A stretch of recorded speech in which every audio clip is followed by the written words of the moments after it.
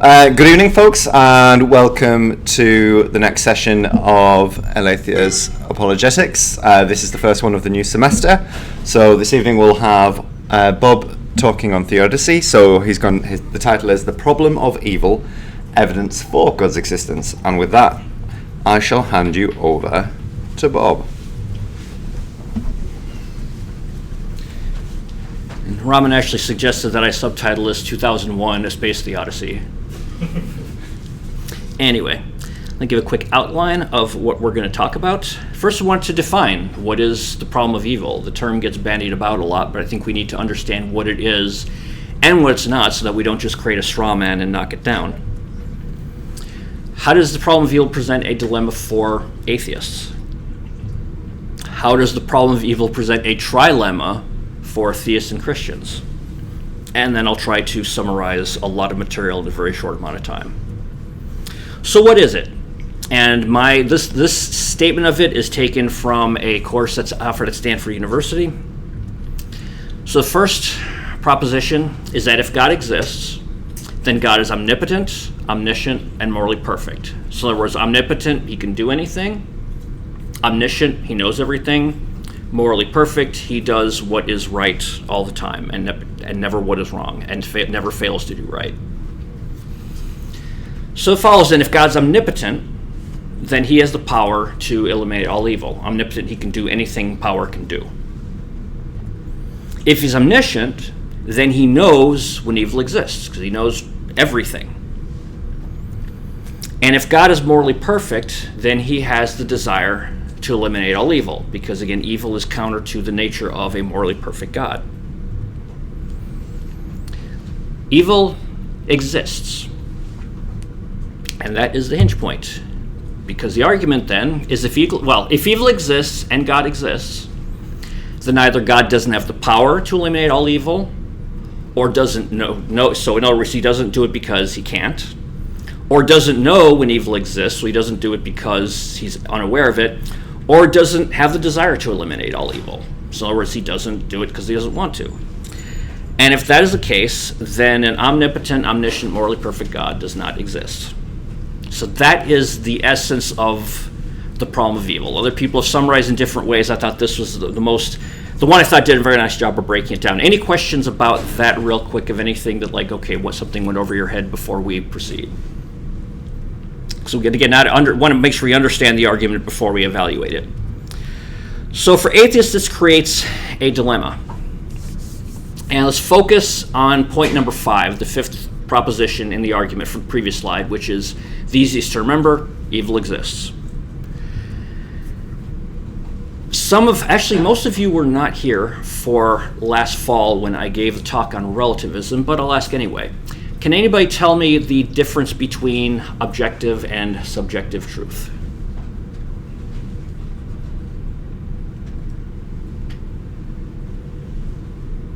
Don't shout all at once. It's all right. Not something people go around thinking all the time. All right. So objective means that it exists outside of our minds. It means that it's based on facts that can be externally proven. So an example of objective truth would be that objects are attracted to each other with a force that's proportional to the product of their masses and inversely proportional to the distance between them. So in other words, law of gravity. And I don't understand all these equations, but Raman does. But the point is that gravity was true before Isaac Newton stated the law of universal gravitation. Gravity would be true even if every human being on Earth suddenly decided to stop believing in it. It is a truth that it is true regardless of our perception of it or our opinion about it. On the other hand, subjective truth relates to truth that does originate in us. Usually we think of ideas, feelings, or experiences that exist in our mind rather than in the outside world. They can be shared by other people. You may have multiple people who believe a certain subjective thing, but it's ultimately coming from inside them. My favorite example is the statement beef heart soup is delicious. I believe that to be the case, but I know the vast majority of Americans have a very different opinion on organ meats than I do. And that is subjective. If I died, then there's probably still be people who like the stuff. But the point is that the deliciousness of beef heart soup is not something that is true at all times in all places and that exists outside of me. It exists and originates inside of me. It's an opinion. So the challenge, the reason I'm bringing this up is that to call anything evil and have it objectively mean anything means you're measuring it against some objective moral standard and determining that it violates a standard. Just as to call anything, to call something tall means you have some objective standard in your head that being more than 6 feet or 1.83 meters is tall, and anything below that is not river. But you have an objective standard that you can measure against to evaluate it against that standard. If you don't have that objective moral standard, what it comes down to is saying something is evil is basically the same as saying that I happen not to like it. That saying that murder is wrong has the same objective meaning as saying I don't like it. Even if people agree on it, even if a lot of people agree that murder is wrong, it doesn't establish a truth about objective reality. It doesn't make it objectively true or objectively real, even if lots and lots of people agree upon it. You have to use subjective or objective means in order to establish objective truths about objective reality. Opinions are not the way we're going to find objective truth. That means that for point 5 of the argument that evil exists, we have to have an objective moral standard in order for this statement to be meaningly true. Otherwise, the statement evil exists is as objectively true as the statement beef heart soup is delicious. So the question is, how do we objectively ground morality? If morality is not simply a matter of human opinion or human preference, if it's something that exists outside of us, what is its basis? Can we ground it in ourselves? By definition, no. It's subjective. Anything that's objectively true about reality is going to be true whether anybody knows about it, whether anybody agrees in it. Again, the way gravitation, the law of universal gravitation was true before anybody articulated it, and it is true whether or not people choose to believe it. That's true. Can we ground it in objective truths about material reality? Is there something about the way around us is built objectively that we can understand objectively, that we can use to build an objective basis for morality? And the question that has to follow immediately is, what in particular, which specific objective truths about reality are you going to use to ground objective morality? Universal gravitation? The laws of thermodynamics? I'm not saying this to be a wise guy. I'm saying that you have to have, if you're going to ground it in some objective truth about material reality, you have to identify what particular objective aspects of material reality you're going to ground your truth in.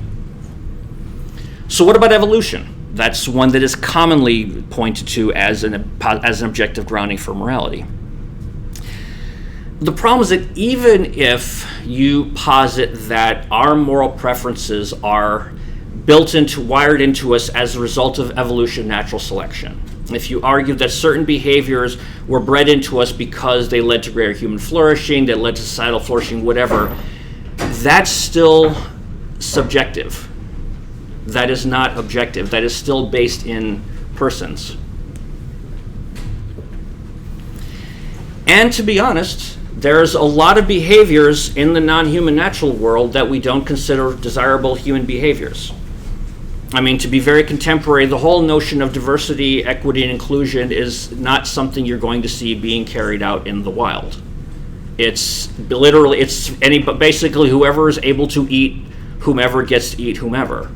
There are no considerations. I mean, we often argue, humans, we find it repugnant of the idea of this, of might makes right, and of the strong taking advantage of the weak, and yet that is what we see in the natural world. So if we're going to try to extrapolate our morals from the natural world, if anything, it's going to lead us in a very different direction than the direction we want to go in. So let's look a little bit more at this idea of trying to ground it in the material world, in objective truths. What about natural laws? What about, could it be that morality is a natural law the same way that gravitation is a natural law, the same way the laws of thermodynamics, strong forces, weak forces? Could morality just somehow be one of those? And the problem, and this is where I have a pet peeve with the term natural laws or with laws of nature, is because they're not the same, they're a different kind than moral laws. And natural laws describe behavior. Natural law, the law of gravitation will describe what will happen if I take an object and I drop it on the floor, or if I boil, if I heat a pot of water. The natural laws will describe what happens. They don't make those things happen. Them things, great English. They simply describe. That a better way of putting natural laws are they are observable, repeated behaviors. But moral laws prescribe behavior, and they involve obligations. There are no gravity police. On the other hand, if you park in the wrong place on campus or you drive 95 in the Beltway, you will contend with the real thing.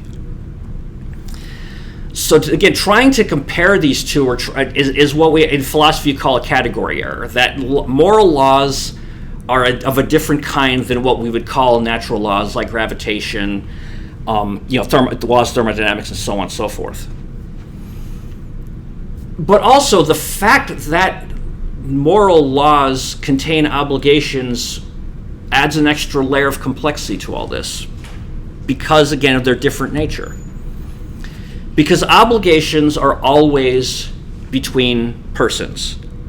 I have no obligation to my lawn. I have no obligation to my wallet. I do have obligations to my wife and children. I have obligations to the government of the United States of America, to the government of the state of Maryland, to the government of the city of College Park, and so on. So there's obligations are always between persons. You don't have rocks being obligated to other rocks. And the other part is that obligations are backed by authority. It is not simply enough for two people to be around and be obligated to each other. One must be in some position of authority over the other in order to impose the obligation. I can't do this. Well, I can write things down, I just can't put a meaningful ticket on somebody's car. I can't stop somebody from driving 50 miles an hour in front of my house. I don't have the legal authority to do such a thing. If I did that, it would be called vigilantism, and that in itself would be a violation of the law. So there are aspects, so again, it shows there are significant differences in kind between what we call natural laws and moral laws. So again, natural law, laws, state laws are obligations of persons to the person in authority over them, or to the body in authority over them, to the council, city council in College Park, to the state assembly and the governor of Maryland, and so on and so forth.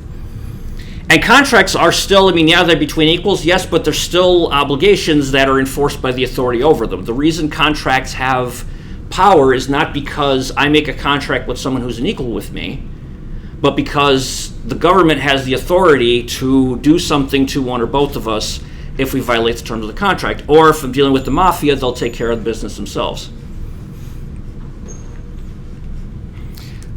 So this leaves us with a challenge then of how do we handle, and again, if we're going to make objectively meaningful statements about objective morality, i.e. the existence of evil, we have to have an objective grounding. We've got to have a place to base these things that isn't us. And I'm going to take you through a series of propositions that I think will help kind of summarize where I'm going with this. If objective morality exists, so again, a morality is not a matter of personal opinion, not a matter of personal preference, that there is a morality that exists outside of, whose truth exists outside of us, like gravitation, like thermodynamics. If it can't be grounded in the material universe, and we've already said it can't, I find no basis for doing so, it has to be grounded outside the material universe. And this is just simple for logic, law of the excluded middle. It's either from inside or outside. There's no other place for it to come from. Either it has to come from within the universe or within the material universe or outside the material universe. And I argue it can't be in the material universe. That leaves only one option. The second proposition, we've already said that by nature, objective morality prescribes behavior. It doesn't just describe it. Gravitation doesn't prescribe the behavior of stones that are dropped. It describes it. It doesn't, these laws of thermodynamics do not prescribe the behavior of a pot of water when I heat it up. It describes it. But objective morality consists of obligations, and the pot of water does not get to choose whether or not it's going to heat up if I put fire underneath it. I, on the other hand, can choose whether or not I'm going to drive 25 miles an hour through downtown College Park. That these two things are different in kind. But I said obligations can only be imposed by persons on other persons. Both ends of the transaction have to be persons. I cannot impose an obligation on a rock, and a rock cannot impose an obligation on another rock or on me. And furthermore, moral obligations can only be imposed by persons in authority over persons who are under their authority. There has to be an authority greater than the party involved who's under obligation. So, if moral obligations exist, and objective moral obligations, and if those objective moral obligations can only be imposed by persons, and by person I mean a sentient being who has rational capability, and if it can only be imposed by persons in authority over persons under their authority, humans must be under the authority of a person outside the material universe. Everyone follows so far. I realize this is a metric ton of propositions, but I'm going through it this just to get, because there's not a way I'm going to do this in 2 sentences.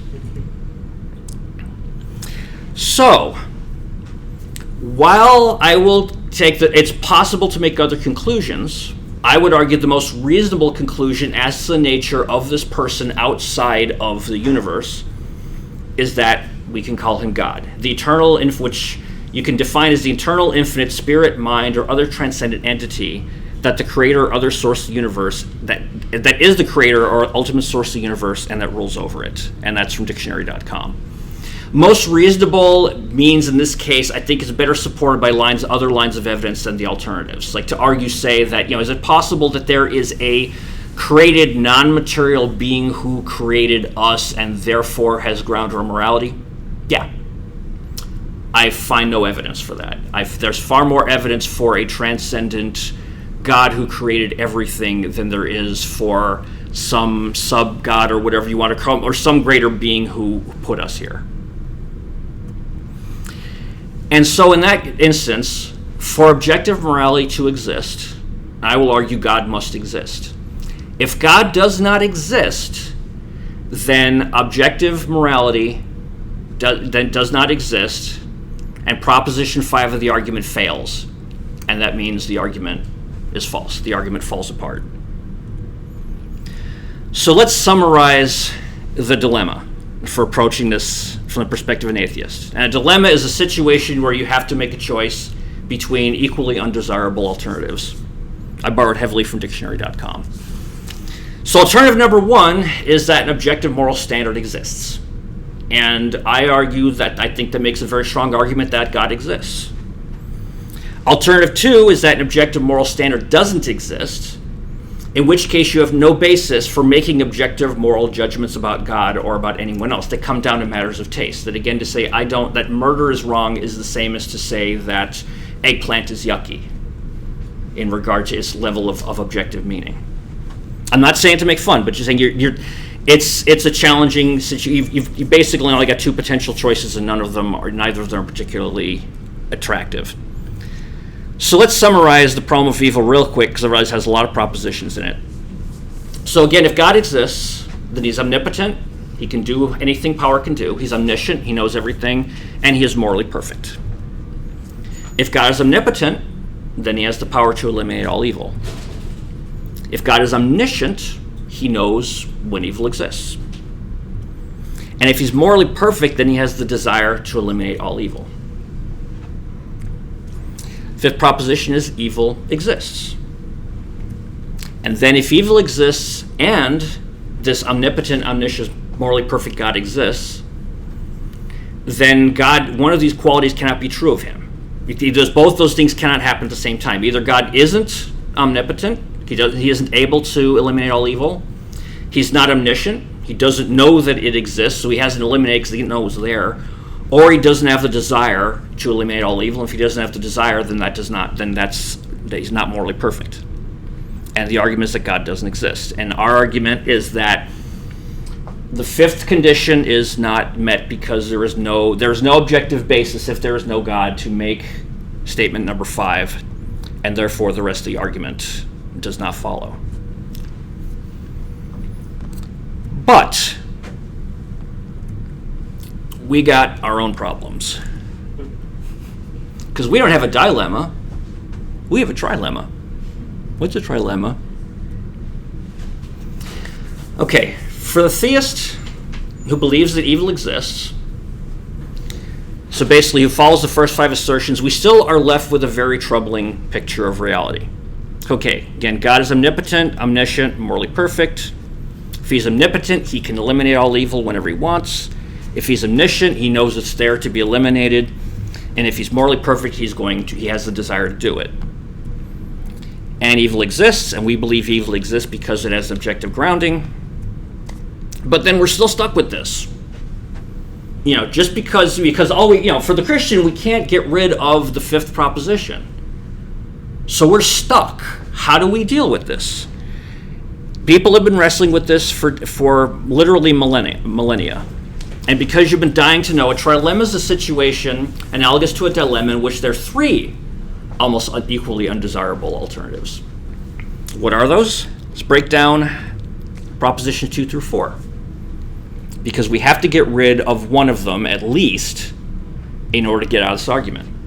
First one, the alternative is that God is not omnipotent. God can't really do everything. And there have been arguments. They're written, Rabbi Kushner 40 years ago, I think, basically wrote a best-selling book on the idea that God can't eliminate all of evil. That was his way out of it. The problem is, if that's true, we can't completely rely on God, because if he can't eliminate all evil, what else can't he do? And what if the things he can't do are things that turn out to be very important? Alternative 2 is not omniscient, that he doesn't know everything. And that therefore, he's not, he wants to eliminate all evil, but he's just, he was distracted because, the macaroni and cheese in the stove was boiling or whatever, and he missed something. But then it's the same thing. If he doesn't know everything, what happens if something that's really important to us falls in the realm of something he doesn't know about? Or again, he got distracted. Or, God is not morally perfect. At the very least, that means we can't completely trust him. At the very worst, we are at the mercy of a cruel despot. And we're smoked. I mean, if that's true that God's not morally perfect, there is nothing we can do about it. And for those of you in the room who have either studied engineering or aspire to, you'll be very familiar with this. If you're not familiar, this is a vital piece of information you need to have on hand whenever you're studying requirements. You can only pick 2 of those. You cannot have all 3. You can do it fast, you can do it well, or you can do it cheap. And that is, in some sense, a bit lighthearted, but similar to what seems to be the dilemma for us, that we have omnipotent, omniscient, morally perfect, but that there is a hole where we would hope that the 3 come together. So now what? I have no problem with the first 5 assertions. Might quibble a little bit in some definitions of things, which is another talk. But number 6 is the one where I think is the weakness of the argument. Again, if evil exists and God exists, then either he doesn't have the power to eliminate all evil, or he doesn't know when it exists to eliminate it, or he doesn't want to get rid of all of it. The problem I have with it is something that's not explicitly stated, but something that is implied by the statement. And that is the implicit statement that the greatest good is the immediate elimination of all evil. Because if it didn't imply this, then God, being omnipotent, omniscient, and morally perfect, wouldn't be compatible with the existence of evil in the present moment. Again, it is an implied assumption. It is not something specifically stated, but otherwise, that's where the tension comes in. It's not, that the eventual removal of all evil is consideration. It has to be there can be no evil now because of the nature of who God is. Because that's the greatest good. But is that true? Is the greatest good the immediate elimination of all evil? And if it's not, then what is? What is the standard by which we measure all of this? So I'm going to take you on an even longer argument than the last one. Because again, I want to build this piece by piece and help you to understand. Because again, nobody does this no one does major proposition, minor proposition, done. This is too complicated a problem for that. But let me walk you the way that I've thought through this. And we're going to go down to the definitions just to make sure we agree on our meaning of terms. So good or evil is here defined as the fulfillment for good or non-fulfillment evil of moral obligations. And again, we said moral obligations can only be imposed by persons, by sentient beings with intellect and will, on other persons, not inanimate objects, not ants and cockroaches. Well, cockroaches give me a moral obligation to smash them, but besides that. Moral obligations can only be imposed by persons in authority under persons who are under that authority. They're not imposed by equals. Any agreement by equals, like a contract, still has an authority above it that ultimately gives it its weight. God is a person, by the definition of being sentient, of having intellect and will. Humans are persons. Again, seems obvious, but the point is this is how we can then put God and humans into the equation. God created humans. And because God created humans, he has authority over them. And actually, because God created humans and he is a person and humans are persons, he has authority over them. Following so far? So, because God is a person with authority over human persons, he has the authority. Part of that authority is the authority to impose moral obligations upon them. And these moral obligations do meet the standards of objective from a human standards. Yes, God is a person, and there's some people who make the argument that that morality, if God is a person, then morality is subjective because God is subjective, and I think we're another lecture. From our perspective, defining objective as existing outside of us, it meets a definition of objective truth. That we've got a morality that's grounded in God. Because these God-established obligations exist outside of ourselves, because they're objective, they have to be revealed to us, just like any other objective truth. Universal gravitation, you have to discuss. Isaac Newton had to discover. I mean, you see the effects of it, but to understand the principles underneath it, there is a process of discovery. And really, if discovery is ultimately revelation, in the sense that the created order is ordered in such a way that these things can be found. It's not something where, it's the opposite of subjectivity, where somebody just thinks things ought to be so and therefore they are so. It's things are so and I am discovering that they are so. Now, if God's moral obligations have to be revealed to us, if we cannot discover them on our own, not discover them, that's the wrong word, because again, discovery involves something outside of us becoming part of us. If we can't just think them into existence, then we can know them only to the degree to which he has revealed them. And by revelation, I'm referring to both, divine, both specific and general revelation. In other words, he has to, we aren't going to bring these things into existence by our own will. They are things that are outside of us that we need to discover.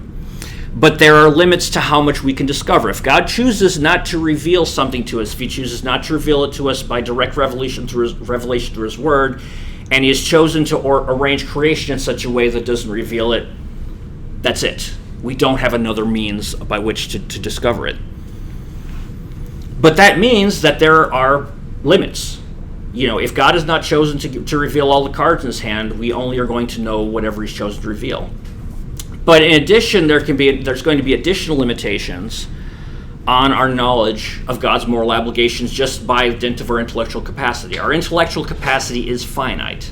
If the amount of information content of God's moral obligations exceeds our intellectual capacity, then we're going to bump into that limit as well.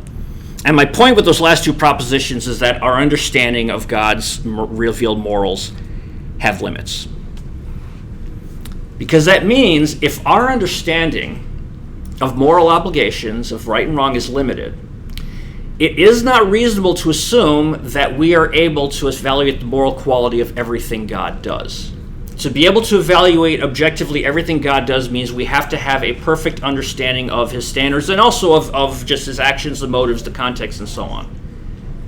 And the point is, we don't have a comprehensive understanding about anything, despite what you see on Facebook. We lack a comprehensive understanding of how things work. So my argument is, therefore, it is at least plausible that in allowing momentary evil, God is working toward an ultimate good. It doesn't prove it. I'm not going to defend, but that does mean that the existence of evil is not inherently incompatible with the existence of an omnipotent, omniscient, and morally perfect God. Where the limitation lies is in our understanding of God's actions and their purpose and context, not in, and that rather than with the argument that's made for the existence of evil, you're implicitly assuming that we see the whole story. And let me unpack that, because that's a lot. But let's think about this. There are a number of examples that we see extra biblically and biblically of momentary evil that results in a greater good, or at least things that look the evil in the start. One big example is invasive medical procedures. Our bodies are not designed to be cut open. Anybody who's had their body cut open and recovered from it knows that that's not what they're designed for. But there are times it is necessary, even though it is you're doing damage to somebody's body in order to forestall greater damage later on. Disciplining children.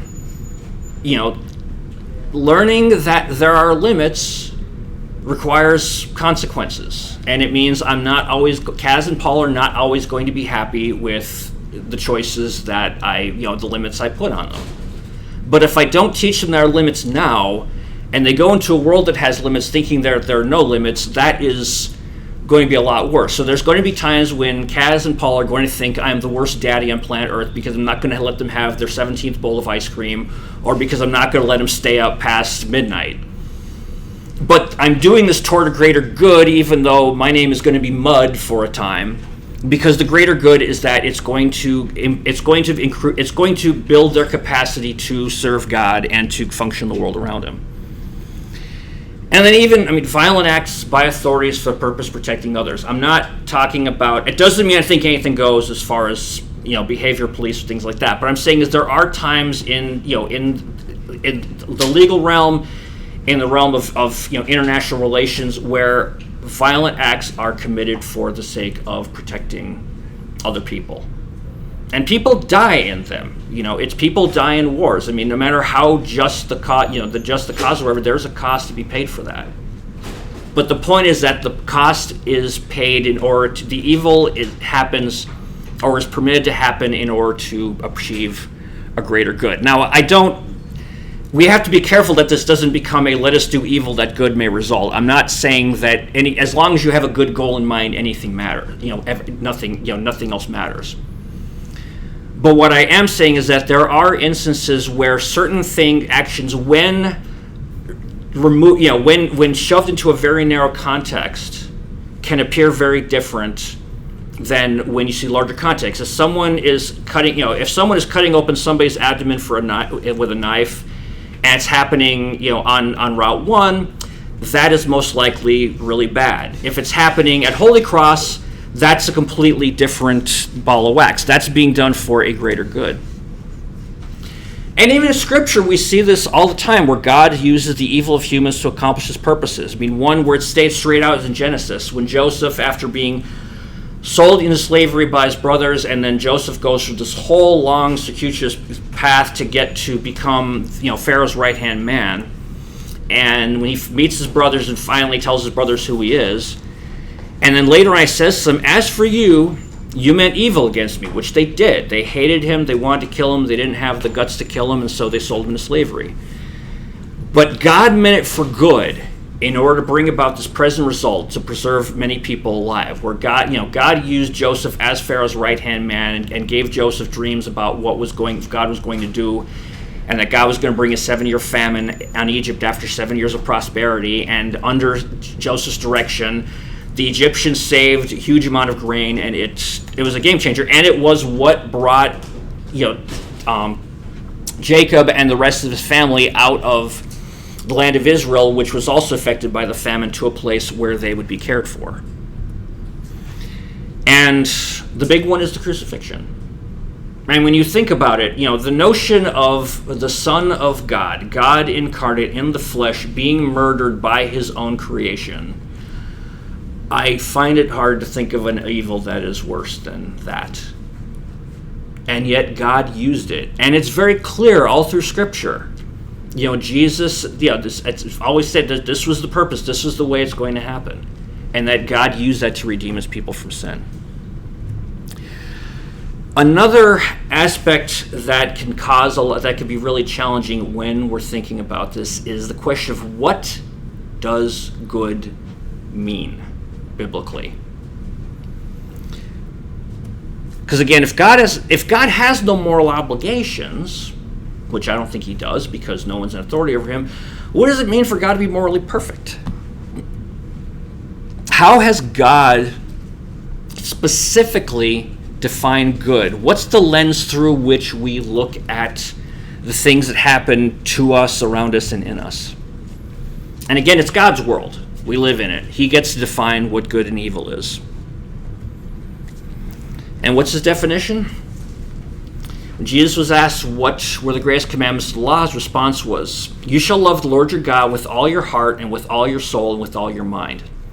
This is the great and foremost commandment. The second is like it. You shall love your neighbor as yourself. On these two commandments depend the whole law and the prophets." So in other words, all 613 stipulations of the law can be boiled down to this: love God with all your heart, soul, mind, and strength. Love your neighbor as yourself. Speaking of stipulations, how do the Ten Commandments start off? This is not the Ten Commandments. This looked a lot better than the other free clip art I could find of other things, so this is not the Ten Commandments. "I am the Lord your God, who brought you out of the land of Egypt, out of the house of slavery. You shall have no other gods before me. You shall not make for yourself an idol, or any likeness of what is in heaven above, or on the earth beneath, or in the water under the earth. You shall not take the name of the Lord your God in vain, for the Lord will not leave him unpunished who takes his name in vain." So what's the standard? God makes it clear in those passages and elsewhere, his glory is the ultimate good. Human flourishing is important, but it is subordinate to God's glory. Now, if God really is who he says he is, if he is the uncreated creator of all of us, then this is eminently reasonable, because it really is about him. As they say, it's not bragging if you're really that good. It's not an ego trip if you're really that important. And the problem that certainly occurs outside the church, but even inside, is when we make human flourishing the ultimate good. And you see this in things like the prosperity gospel, where suddenly what matters more than God's glory is that we're happy and wealthy and healthy and all the rest of this stuff. And the problem is, when we do that, we are putting humans ahead of God. We may be doing it subtly, we may be doing it in ways that sound really fine and dandy, but it is ultimately putting human flourishing above God's glory, is ultimately removing him from his rightful place. But again, our sin nature conditions us to do this. Our culture conditions us to do this. But the reality is worship is nothing more and nothing less than acknowledging reality. We're not doing God any favors when we sing songs on Sunday. All we're doing is acknowledging reality. We're doing, in one sense, something that is no more profound than, saying the sky is blue. It is an acknowledgement. Now, we are going to do it with a bit more heart in it, hopefully, on Sunday morning. But at the basis, it is just an acknowledgement of reality. It's an acknowledgement that God is greater. So, one sec. Did I just lose my place here? Okay. I am looking at the wrong part of the slides. My apologies. All right.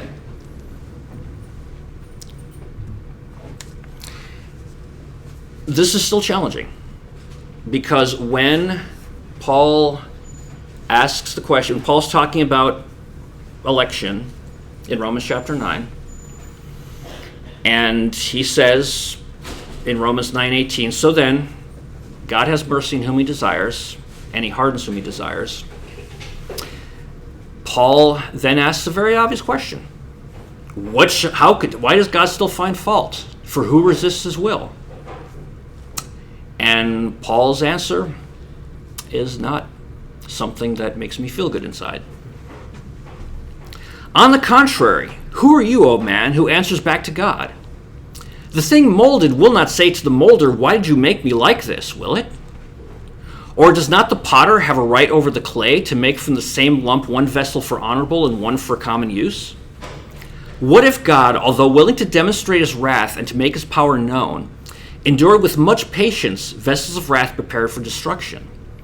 And he did so to make known the riches of his glory upon vessels of mercy, which he prepared beforehand for glory, even us, whom he also called, not from among Jews only, but also from among Gentiles. So, where do we go from here as believers? Because let's be honest, this is uncomfortable. This should be uncomfortable. God is way greater, way bigger than we ever give him credit for. So, does this mean that we are simply God's toys to amuse himself with? Does it mean we're just Monopoly pieces, and when God gets tired of playing Monopoly, then he just cleans the board off, puts the pieces back, and he's done? Is that all there is to it? If God's glory is so much greater than human flourishing, then is this what it's all about? And if so, and it's a legitimate question, how can I ever genuinely love and worship a God like that? I mean, commands us to, yes. But how could I genuinely do it? How could I even like a God like that if I'm of no more concern than a chess piece? And this is where I think we need to understand properly God's perspective on human flourishing, because a lot of times when people hear of God's glory as the primary, they just assume that means that this is it's an either or. That human flourishing doesn't matter at all to God because all God cares about is his glory. And I think that's a false dichotomy. That just because God's glory is his first priority doesn't mean that human flourishing doesn't matter. Or worse yet, doesn't mean that God's opposed to human flourishing. And that's the lie that Adam and Eve were told in the garden. That God was withholding something good from them, and that they had to disobey God to do what was best for them. That was what started this whole mess for everybody. But if God's glory and human flourishing are really opposed to one another, how could Jesus call the command to love our neighbor like the commandment to love God? Did he just mean, it's like because it involves loving, because the word love occurs in both of those? No. Loving others is loving God when God is the ultimate context. It's how we see our relationships with others. It's not that those relationships or our flourishing is meaningless. It's only meaningless when we divorce it from the context of worshiping and knowing God, and we try to make it a good thing in and of itself without any external support. That the fact that, in those two places I mentioned, because remember, the Ten Commandments, the last part is about loving others. The two great commandments include both loving God and loving others, and elsewhere you see them juxtaposed. And that tells you that serving God and loving Him is what leads to true human flourishing. When our love for others is in the context of who God is and who God created us to be, not in the false context that we're the center of the universe. So they're not human, God's glory being primary and human flourishing being secondary doesn't mean human flourishing is just that God doesn't care or that it's garbage. But human flourishing can truly only be understood in the context of God's glory. But there's an even more important piece of evidence for this. Because if we are nothing more than God's toys to amuse himself with, how do we explain the cross? There is no rational basis for arguing that God is obligated to save any of us. He created us, not the other way around. We are obligated to Him. He is not obligated to us. There's no reason to believe that He is obligated to us in any way, shape, or form. So He has the right to determine what our obligations are to Him. And when we're honest with ourselves, we have consistently and willfully violated those obligations. But yet, God saved us. Not by ignoring His own imposed obligations, but by having His Son pay the price for violating them. John 3:16, "For God so loved the world that He gave His only begotten Son, that whoever believes in Him shall not perish, but have eternal life." That is the answer to the question, are we just toys? No. So what do we do with this? We have some realities we need to wrestle with. Evil does exist. And God has given a Scripture, and Scripture both defines it and also explains its presence. Scripture also explains why evil is in the world. And Scripture also explains that God allows evil to continue for a time, presumably to achieve a greater good. He doesn't definitively say anywhere in Scripture that is the reason why, but when you look at when you look at how He related to Pharaoh and some other things, I think you're on very firm ground to say there is a greater evil or greater good that will be accomplished by doing it this way, that God will somehow be glorified more. I don't understand it, but also how am I supposed to understand what glorifies God or what does not glorify God? I'm not God. I'm not in a position to make that call. But God has also said He's going to ultimately make everything right. The elimination of evil is going to happen. It's just not going to be the immediate elimination of evil that's the crux of the original argument. So practically, what do we do when evil affects us? And it does. If it hasn't, it's going to. Because we can't hope in God making it go away like that. He has not chosen to do that. And we've seen in Scripture, and we've seen other instances where, there have been really hard things that have happened to the saints. The two things we can hope on is, number one, God's justice. In the end of every injustice that has ever been committed in all of human history, whether, injustice against God, injustice against humans, which ultimately is injustice against God, either the perpetrator is going to pay for it or Jesus is going to pay for it. One of those two things will happen. It isn't going to go unpaid, and it's not our job to make it paid for. The government does have that role. And Paul talks about this in Romans 13, that part of the responsibility of the government is to do that. And they do carry it out imperfectly. Ultimately, we cannot trust in our political system to execute final justice as much as we want to. We have to trust in God's ultimate justice, even if we don't see justice being served in the present moment. The other is God's sustaining grace. Hebrews 13:5 and 6. Be content with what you have, because God has said, never will I leave you, never will I forsake you. Therefore we can say with confidence, the Lord is with me, I will not be afraid. What can man do to me? Man can do a lot to us, but God's grace is greater. And that is the other part we have to consider when we wrestle with a world that's full of evil.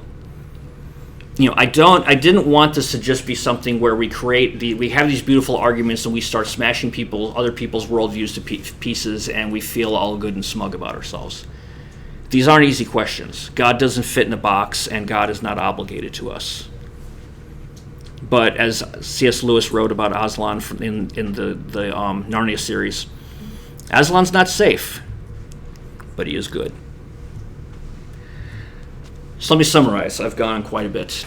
So it's often argued that the presence of evil is not compatible with God's existence, that a good God wouldn't allow any evil, an all-powerful God would get rid of it, and and so on. Therefore, he doesn't exist. The problem for the atheist is that evil only has objective meaning. It only has weight more than human opinion if it has objective grounding. If it's like gravity and not like, I don't like eggplant. And without God, there is no objective grounding for morality. Some of the new atheists will make, like Sam Harris will make the argument, human flourishing is the basis of morality.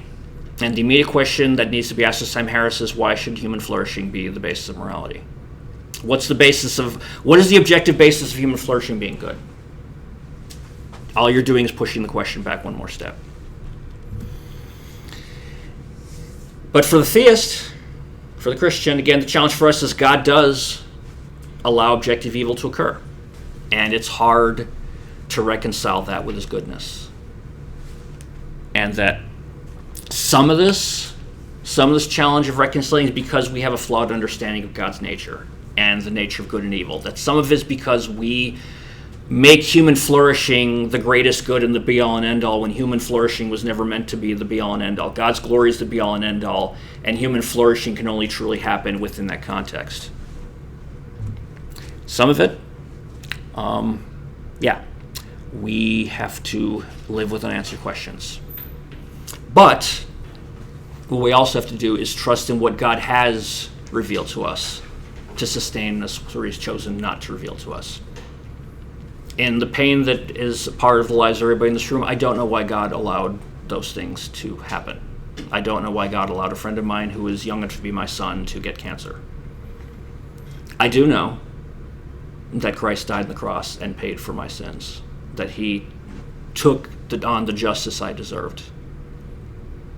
And that is the certainty of the goodness of that, and that I understand. And that ultimately, in our economy of things, what we do understand must carry more weight than the things we only understand in part or don't understand at all. Anyway, time for questions and discussion. I guess we should switch the mic. Or if I warn everybody out with all those propositions. Questions? Gabby. So, let's say theoretically I have a kid next week or something. I would have obligations towards that child. Mm-hmm. If we're God's children, I don't understand how he doesn't have some obligation to us. And the one point you made of consciousness. It's a good question. The reason we have obligations to our children is because God has ordained that we have obligations to our children. But because we have certain moral obligations does not necessarily mean God has the same moral obligations we do. Because in another context, again, if someone if someone drives 55 miles an hour down Baltimore Avenue, hopefully doesn't hit anybody, the police have an obligation to do something about it. I don't have an obligation to it because that's not the position I'm in. Or another example, the moral obligations also change with roles. I don't let my kids, my boys are 8 and 2. I don't let them do electrical work. I don't let them use power tools. I don't let them use knives. I don't let them stay up past 9 p.m. I can do all those things. I'd say I could do them with impunity, but doing power tools with impunity is probably not wise. But the point is that there are the constraints that are on them. There are certain constraints that are on them that are not on me because of who we are. there are things that God isn't. There are things we are obligated to do that God is not obligated to do, and vice versa. That just because God has placed an obligation upon us does not automatically mean that obligation is placed upon Him. Just any more than just because the city of College Park has placed an obligation or placed the authority upon the College Park police to arrest jaywalkers, ticket parked cars, and so on, doesn't mean I have that authority. Doesn't mean I have authority, even though I live in the city of College Park. So that's where the challenge comes in. Is that just we can't. It's not necessarily the case. I mean, certainly the more, I don't believe, some have argued that God made all of our moral obligations by fiat, in other words, He just decided that was the way He wanted to be. I honestly do think that God's morality is grounded in and is consistent with His character. But God is not a human. And so because we are of a different kind that He is, we are made in His image, but we are still in a different kind, that it doesn't necessarily follow that what is an obligation for us would be an obligation for Him. Does that make sense, Gabby? Ryan? There are also legal moral obligations that affect social moral obligations, as the legal obligations affect cultural feelings about certain relationships, like a parent to a child. And so I'd say, and maybe you can help clarify distinguish the line here, but we are, let's say parents are obligated by our authority, the government, to have obligation to our children. So there's a trinity of accountability or authority there. Right, because if abuse and neglect wouldn't exist if there were no parental obligations by law, then abuse and neglect would not be meaningful terms. Right, and then that has impact on the social moral obligation of, well, we would say even if there wasn't authority or law that Gabby had to take care of the child that she were to have, then we would still expect that she would take care of that child and have some obligation to that child. Yes. Which I think is where you were going with God has placed that obligation on us to our children because He's ordained it. Yes. Because our obligations to our children are grounded in the authority of God and in the authority of the state. But to say that God has an obligation, obligation can only be made by the greater onto the lesser.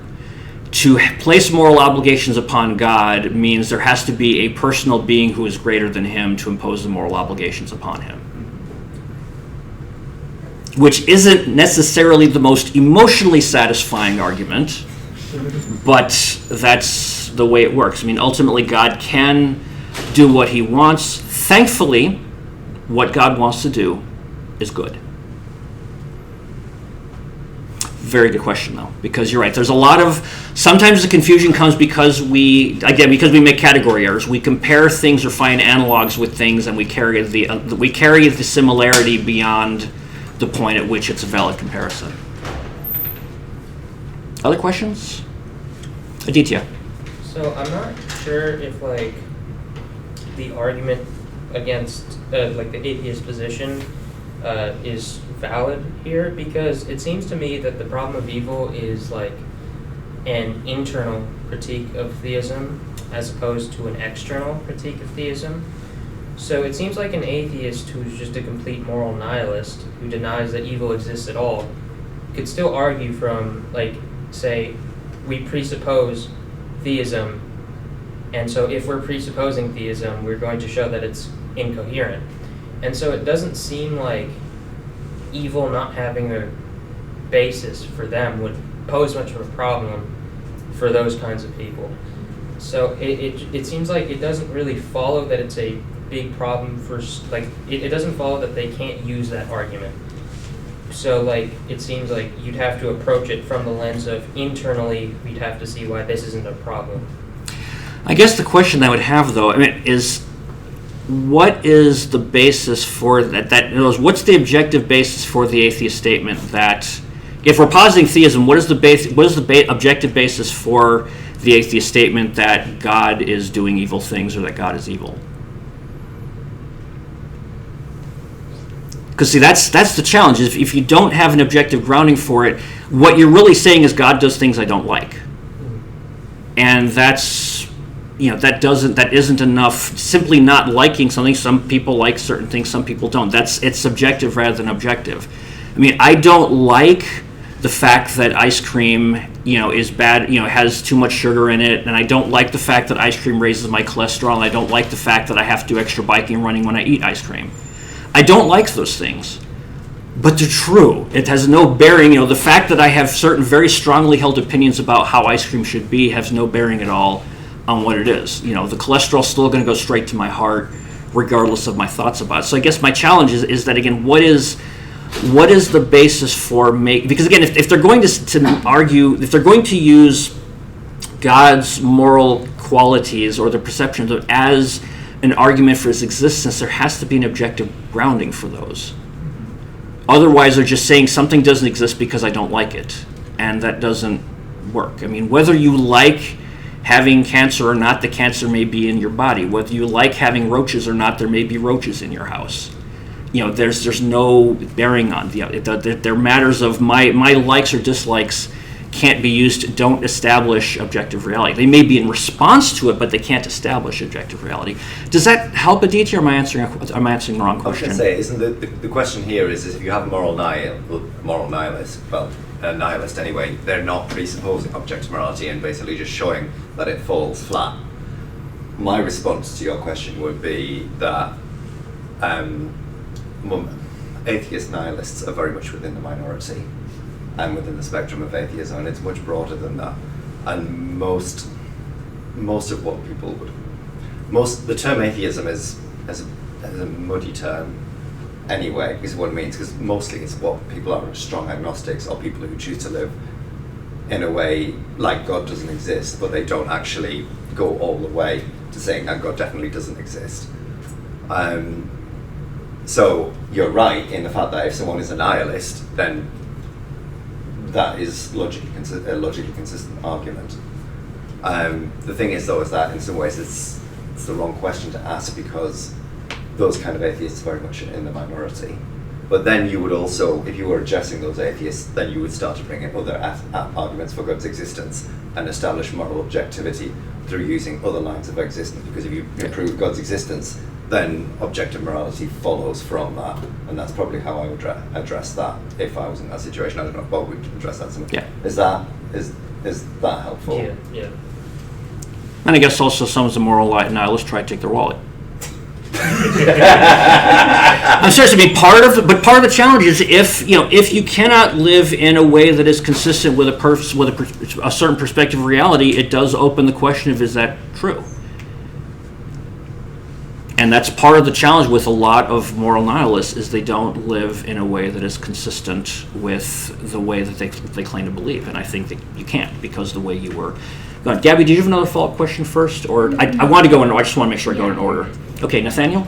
Is there any way, or it's possible for someone to say that it might not have any specific material grounding, but it's just there, like those moral obligations are just there. But they're making an assertion with no basis behind it. Even I could say the same thing about, leprechauns. They're just there. We don't see them. Bigfoot is just there. I'm not saying that to be flip, but I'm saying it's not enough to simply make an assertion without providing any supporting evidence behind it, because it carries no weight if you're trying to establish the nature of reality.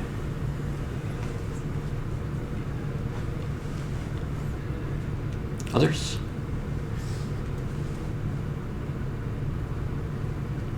All right, and if you have other questions, feel free to email me, talk to me at church, talk to people who know me. Oh, go ahead, Patrick. So I was talking to my friend about it. So I said that morals come from God, and he said something like morals come from, I guess, societal agreement of what leads to the greatest common good. Mm-hmm.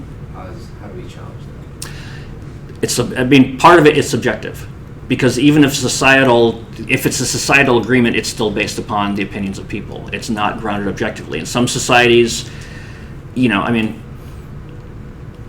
don't want to pick on individual societies, because that's, especially since this is being recorded.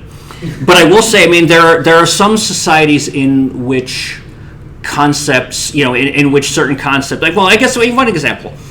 In Russia and a lot of the CIS countries, a lot of the Slavic countries, you don't queue up.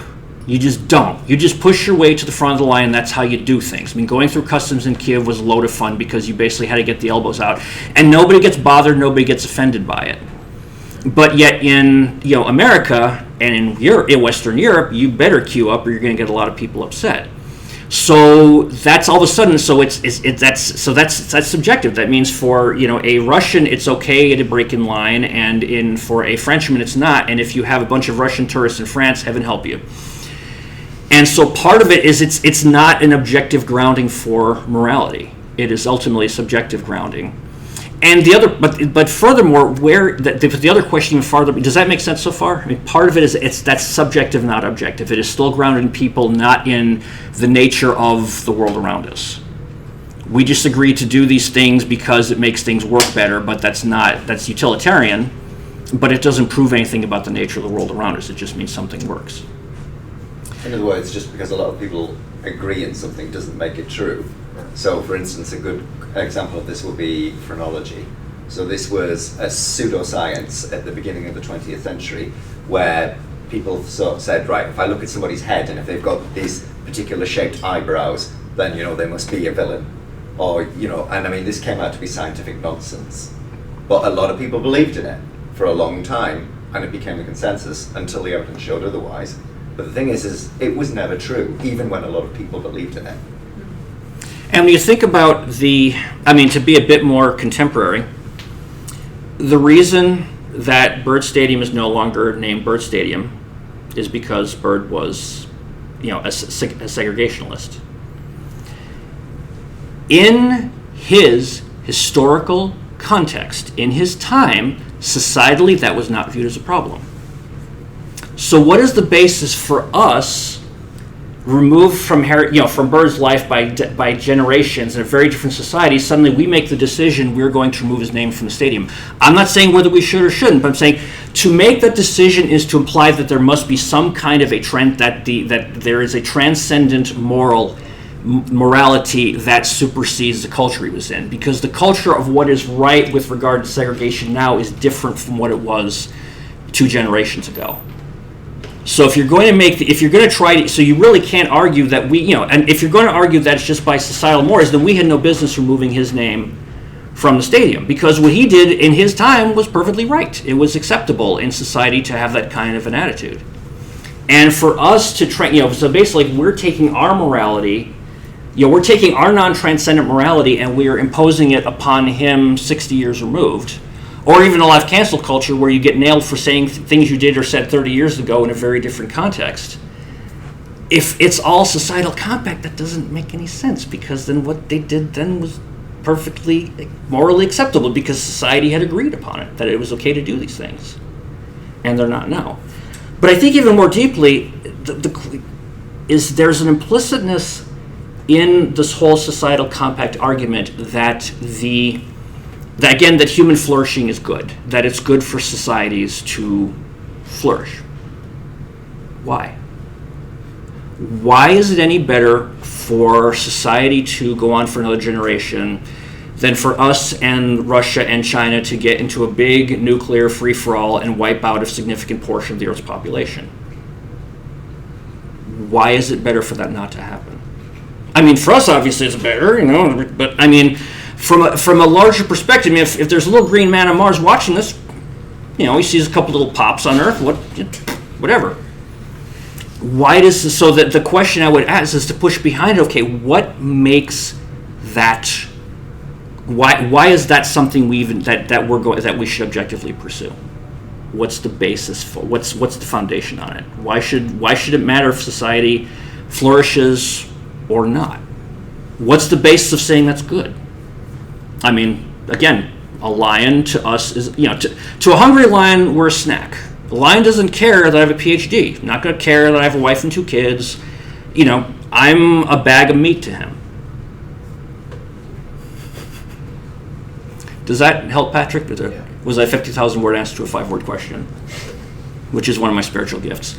Ryan, I'll let you go first because your hand up was first, and then I'll go back to you, Nathaniel. Ryan, go ahead. This Oh, is like helping to. This is another way to answer his question. Oh yes, go ahead. So, also like what you said earlier, that like God cares about His people, and that's why He sent Jesus. Yep. And that tells us that God cares, and that's God's value statement. But again, that we have value because God has said we have value. Otherwise, like I said, to almost every other member of the animal kingdom, we're lunch. I mean, and if you have dogs or cats, I guarantee you, they sit down and play cards with each other and like, yep, one of these days I'm going to catch him sleeping and I'm going to tear his throat out and we're going to have a party. Sorry. Now Ryan's going to be all paranoid about Seal all night, but it's a little more complicated with dogs and cats. But I mean, the point is, that we. Okay, actually no. With dogs, no, it's more complicated. With cats, forget. That's exactly what they think. But anyway, go ahead. I was just going to add that your friend's argument is also totally based off of majority, and that's a tricky game to play because that majority can flip.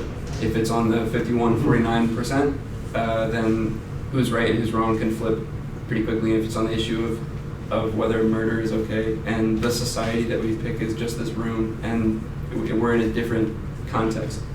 And 51% of us say it's good, then is the 49% really wrong? Like, if we were to take a poll from outside this room, and I mean, I guess to make it more real, you could think about politics and like imagine the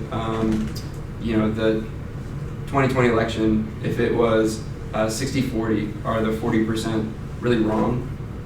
Or did they just lose to the majority who now get to kind of decide right through the government what happens, what's right and what's wrong? And that's a whole issue of gray area. We see that all throughout history. We see that all throughout history. And I think that then you get into a discussion of moral gray area, which is another tricky one, but leads kind of back to this discussion of is there a moral are there moral absolutes, and does the conversation of moral gray area make you more or less certain about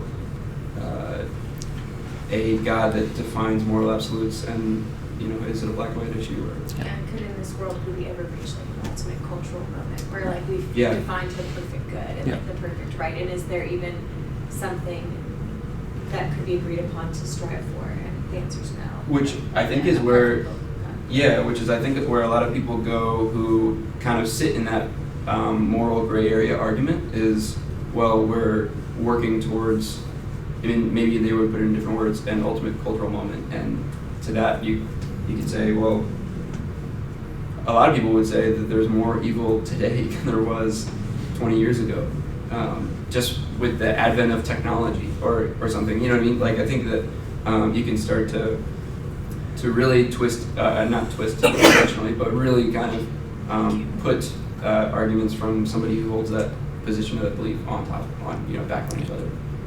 And I mean, ultimately, if right and wrong is determined by societal preferences, Dr. King was wrong.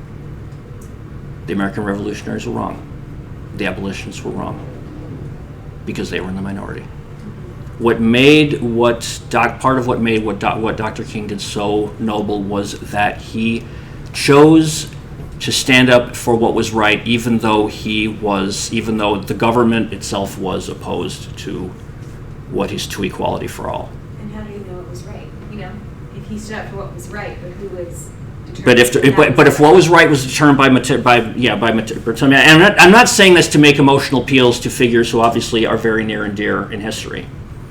But again, that if we're going to go with the construct that the societal majority determines what's right or wrong, then you have to then you've got to reinterpret some very critical events in history through that lens. They're going to look very, very different in any instance where a minority chose to stand up against injustice. Because then again, if injustice was defined by the majority, then it was really unjust and nobody had any business standing up against it. So in a number of ways, it's quicksand.